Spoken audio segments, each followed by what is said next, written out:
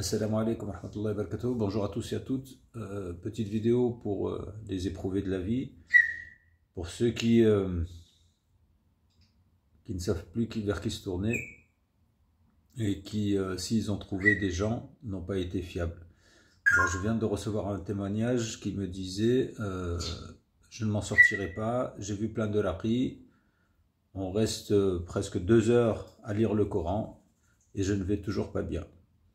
Alors, vous le savez, il y a des catégories de personnes qui font des ruqya.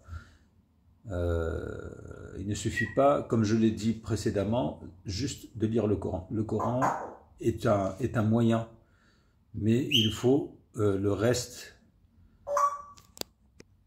C'est-à-dire qu'il faut qu'il y ait plusieurs paramètres regroupés en même temps pour pouvoir arriver à la satisfaction et à l'épuration, à la guérison. D'accord ? C'est quelque chose aussi qui n'est pas magique. Il faut savoir que ça prend un certain temps. D'accord ? Aussi bien la sorcellerie peut agir en une seule fois, aussi bien le nettoyage, hein, c'est comme couper un arbre. Hein. Pour pousser, il faut très longtemps et pour le couper, il suffit de quelques secondes. Il est donc recommandé, une fois encore, d'essayer parce qu'on n'a pas les paramètres pour savoir qui est honnête et qui ne l'est pas. Même si les gens sont de bonne foi et juste lire le Coran, je le répète, ça ne suffit pas. Il faut trouver. Il y a plusieurs catégories de personnes qui sont des laqis. Il y a ceux qui travaillent avec des djinns, ceux qui ont une seule clé, parce qu'il y a des clés dans le Coran. Il suffit de les débloquer. Bon, ça c'est un autre sujet. Et par la suite, on peut travailler sur une certaine catégorie de djinns ou de sorcellerie, manger du prour, enfin de la fumée. Ça peut être, on les citera la prochaine fois aussi, toutes les catégories. Que vous ayez quelqu'un dans la famille qui lit du Coran, que vous lisez la Baqara le matin, le soir, que vous buviez de l'eau coranisée, c'est très bien. Mais comment voulez-vous aller chercher le mal quand vous l'avez avalé et qu'il est incrusté dans vos cellules et sur diverses dimensions, hein. Vous avez la dimension 3D qu'on a aujourd'hui, manger, boire, dormir. Et il y a d'autres mondes parallèles, effectivement, qu'on appelle d'autres dimensions, sur lesquelles les djinns agissent et sur lesquelles l'âme peut recevoir aussi de la sorcellerie. Il n'y a pas que le corps physique.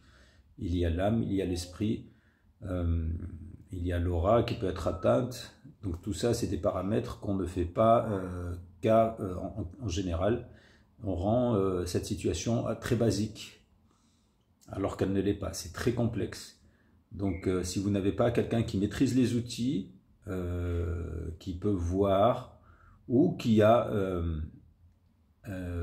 bon, on va dire les anges, les djinns, les anges, les choses, les clés pour aller chercher ceux qui vous rongent, vous ne pourrez pas arriver à vos fins. Même si vous voyez 1, 2, 3, 10 laqis, il y en a qui en ont vu 150, hein, je me pèse mes mots, et alors qu'il suffit d'un bon.